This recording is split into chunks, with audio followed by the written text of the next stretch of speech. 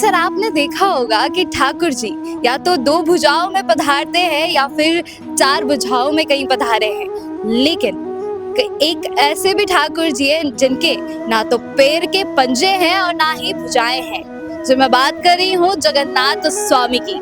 नमस्कार, मैं हूँ नंदिनी नामा और आप देख रहे हैं अपडेट इंडिया।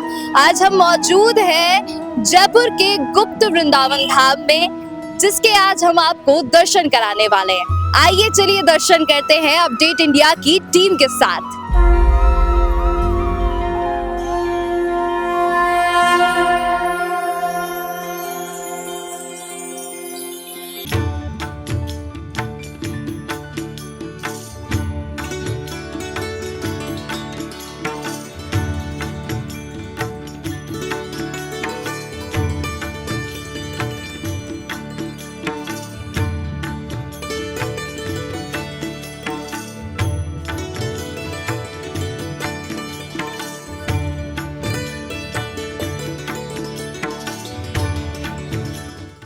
आज हम मौजूद हैं हरे कृष्णा मंदिर में, जो कि जयपुर में स्थित है।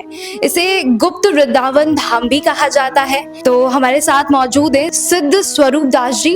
तो आइए हम इनसे चर्चा करें। रथ यात्रा आज पूरे विश्व में हो रही है। जगन्नाथपुरी की रथ यात्रा पहले जगन्नाथपुरी तक ही सीमित थी, आज दुनिया के लगभग हर शहर में इस्कॉन के माध्यम से आयोजित की जा रही है। तो जयपुर में भी बहुत बड़ी रथ यात्रा 27 जून को आयोजित होगी, जो कि अपने आप बहुत ही भव्य और बहुत ही बड़ी होगी।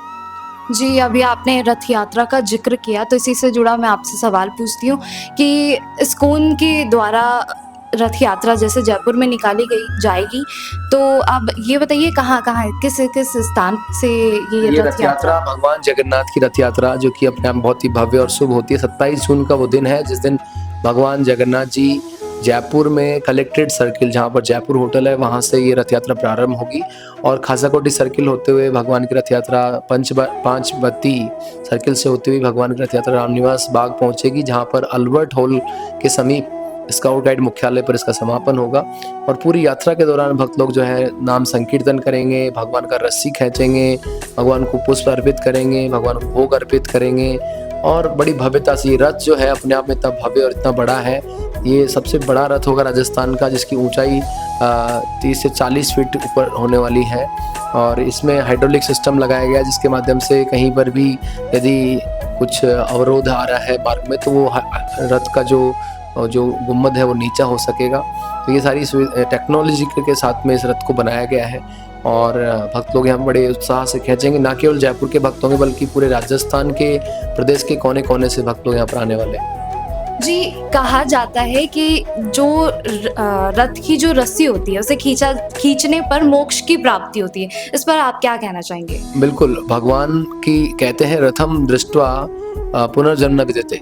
यदि रथ पे भगवान जगन्नाथ के दर्शन यदि किसी को हो जाए तो उसके दोबारा जन्म नहीं होता है, ये शास्त्रों का उल्लेख है। तो भगवान का मंदिर में दर्शन सब लोग करते हैं, लेकिन भगवान इतने दयालु है कि जो लोग मंदिर नहीं आ पाते उनके लिए भगवान मंदिर से बाहर निकल के पहुंचते हैं उनको दर्शन देने के लिए।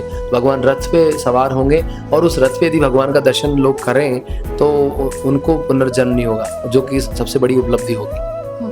जी, एक मान्यता बनी हुई है कि जैसे स्नान पूर्णिमा है, उसके बाद स्नान करने के बाद जो ठाकुर जी हैं वो बीमार पड़ जाते हैं, तो इसके बारे में आप क्या कहना चाहेंगे? बिल्कुल, स्नान पूर्णिमा जो कि अभी हाल ही में गई है, उसमें भगवान जगन्नाथ जी को स्नान कराया जाता है 108 कलशों से। और ये भगवान जगन्नाथ जी का प्राकट्य उत्सव है एक तरीके से। उस दिन भगवान जगन्नाथ प्रकट हुए और उस दिन के बाद भगवान का जो बीमार पड़ने का क्रम है, ये सदियों से मान्यता रही है। और भगवान का उस 15 दिन दर्शन नहीं होता है, भगवान को काढ़ा पिलाया जाता है और जगन्नाथपुरी में भी ये मान्यता चलती आ रही है। तो इस दौरान में इसको अनवसर भी कहते हैं। इन दिनों में भगवान को उनका सेहत को भी सुधारा जाता है और साथ में उनका साल भर में दिन भर दर्शन होता रहता है, मौका नहीं मिलता। भक्त लोग उसको भगवान को और अच्छे से सजाते हैं, उनको भगवान की विग्रह के जो भी उसमें रंग और अच्छा नवीन रंग किया जाता है। तो इस तरीके से वो भगवान को वापस रथ यात्रा के दिन ही उनका दर्शन होता है 15 दिन बाद, जो कि इस बार 27 जून को होगा। जुड़े रहिए अपडेट इंडिया के साथ। मैं हूँ नंदिनी नामा, कैमरामैन जावेद के साथ।